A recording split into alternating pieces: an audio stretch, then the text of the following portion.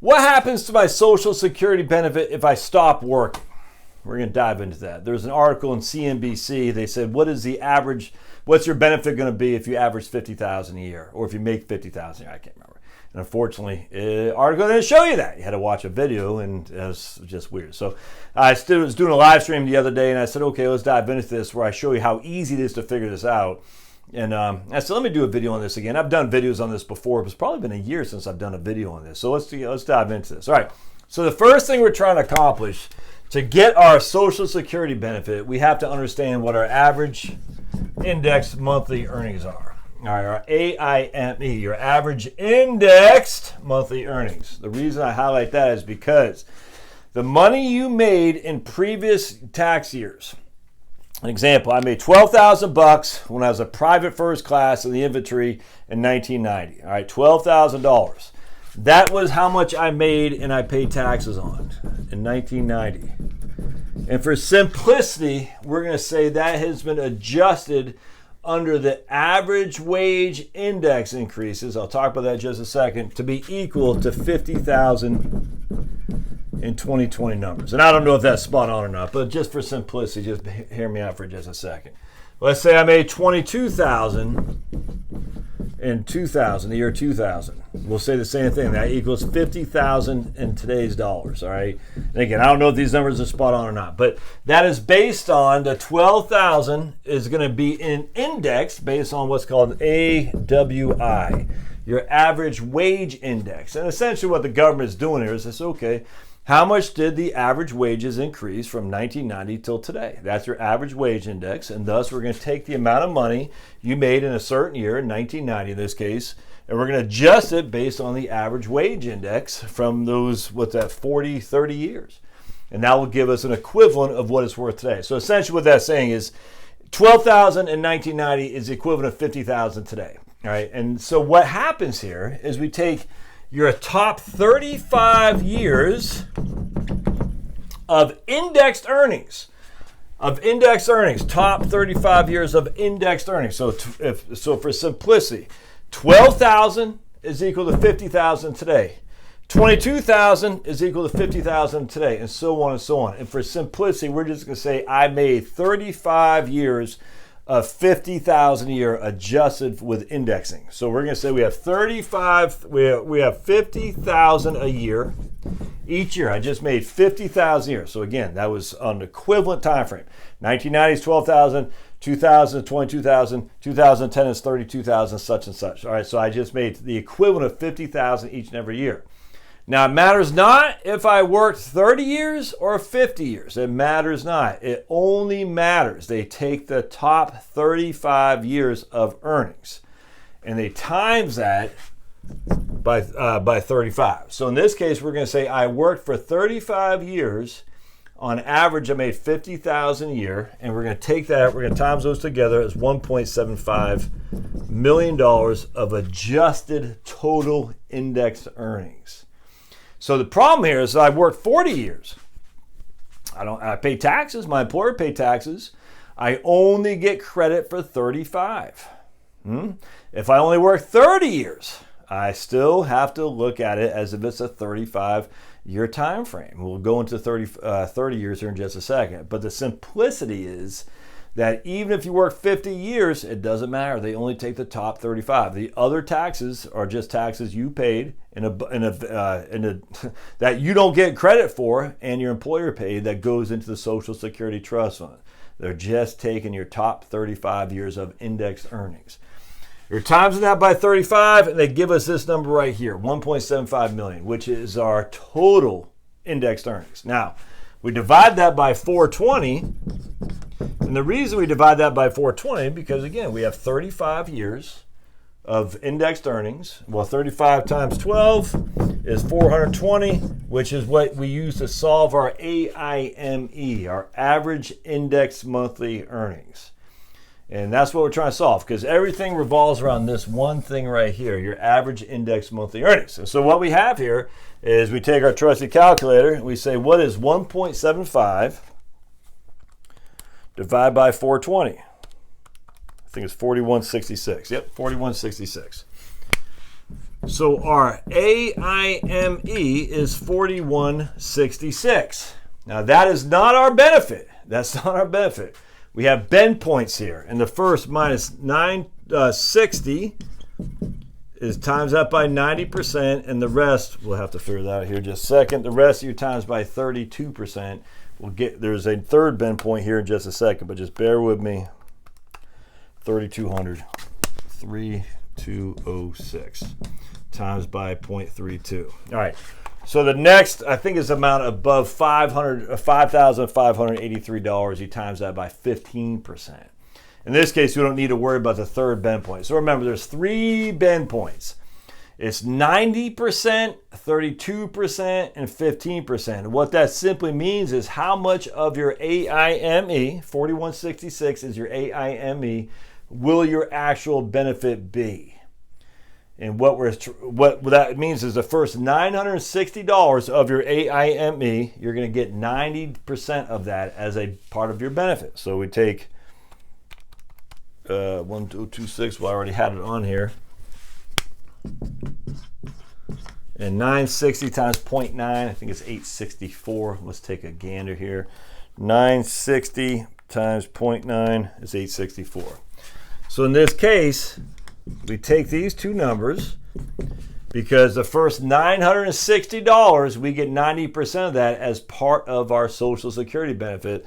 The next amount above 960 up to $5,583 in 2020. It changes every year.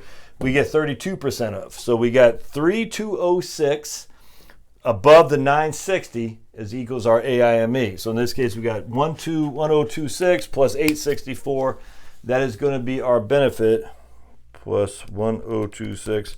So our benefit here is going to be $1,890 a month at our full retirement age, which we're just going to say is 67. All right. So in this case, we have $890 a month at our full retirement age, which is 67. Now, it could be lower than that if we took it at 7 or higher. If we took it at 70, it would be 24% above that. So we take 1890 times 1.24. It'd be 2343 at 70. Not adjusting with inflation, by the way. And 1890 minus 30%. It would be 1323 at 62. All right. But this is all that matters. So our full retirement age, that's what we're going to be basing our Social Security amount on, 1890. How we got that again is we base it on our average index monthly earnings. All right, so now we know 1890 is our benefit. So what happens if we stop working a couple years and we don't make $50,000 a year? All right, so we're going to stop working in we'll say year 32. All right, let me just dry this off. So remember, 1890 is our benefit if we work at least 35 years, where we averaged $50,000 a year of indexed annual benefits. I hope that indexing makes sense because that's critical. All right, so now let's say, Josh, I can't stand my boss. I'm being forced to listen to propaganda from Black Lives Matter and Antifa. I got to leave. So now I only have 32 years at $50,000 a year because I got to cut out. I got to cut out 3 years before my 35 years are up. So what happens here? It's actually quite simple. We take 32, we times by 50,000. 32 by 50,000. That gives us 1.6 million. All right, 1.6 million, but we still divide by 420. Because even though we only have 32 years, we still use our top 35 years of indexed annual earnings. 3 of those years will be big fat goose eggs. You don't divide by 32 times 12. You still divide by 420. We don't have 35 years. We only have 32. We still use 35, which means we have 3 years of no earnings at all, nothing. But we still have 1.6 million total. All right, you don't divide by 32, you divide by 35 or 420, because there are still, the calculation always uses 35 years of index earnings, your top 35 years of index earnings, even if part of those top 35 years are big fat goose eggs. So we got 1.6 million, we divide that by 420. So now our AIME is 3809.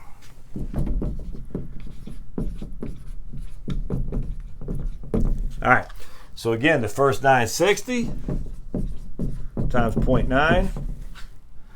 I need my calculator to figure out what 3809 is by minus 960. 2849.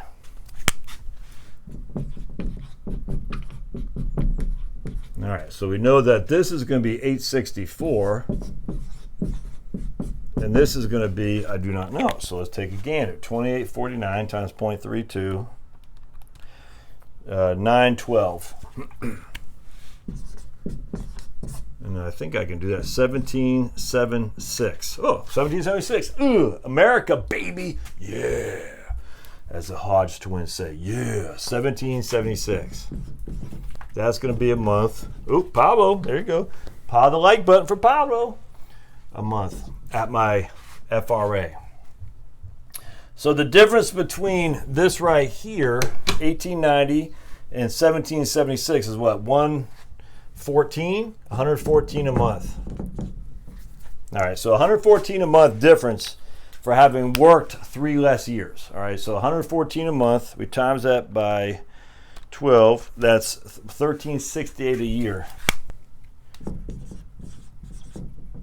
So the question is it worth it to stay in your crappy old job with propaganda, with a crazy boss, blah, blah, blah, blah, blah, and a mindless endeavor to generate an extra 1368 a year? No, I don't think so. But let's just say you live for 25 more years. So you take your Social Security at your full retirement age, you're going to live for another 25 years, which would put you at 92. Not likely, but just say you did. So what we do is we take 1368 a year, we times that by 25, and we say, okay, 1368 times 25. That gives us 34,000 more a year. Now, we're not adjusting these for inflation, mind you, but still, that gives us 34,000 a year. And with a small cost of living adjustment, I use 2.4% because that's what the trustees report says. We're not giving this cost of living adjustments. But either way, $34,000. So it made you, so for you working an extra 3 years in your crappy old job, you netted $34,000 more of total Social Security benefits over the course of your 25 years of retirement. Is that worth it? I don't think so. So the question now comes in, how do we figure out that as they quantify that? Well, it's simple. You have 2,080 hours, all right, 2,080 hours. Hello, handsome. Pa. 2,080 hours in a typical full employment work year. You work 2,080 hours. So we're going to take 2,080 times that by 3, because remember, we quit 3 years early. That's 6,240 hours. 6,000, let's erase this right here, 240 hours. I'll use this. That we did not work when we quit early. So that's 6,240 hours extra work netted us another $34,000 of income. All right, I hope you can see where I'm going with this. So 6,240 hours netted us an extra $34,000 of Social Security income. 34,000 divided by 6,000. What did I say? 240. Yeah, 240. Meant that we worked our extra 6,240 hours.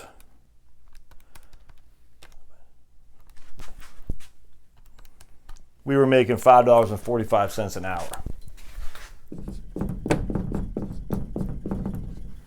So the extra 3 years of wages, of earnings that we worked netted us $5.45 an hour. That's it. I don't even think that's the minimum wage anymore. So essentially, by you working those extra 3 years, you were working for less than minimum wage just to goose up your Social Security.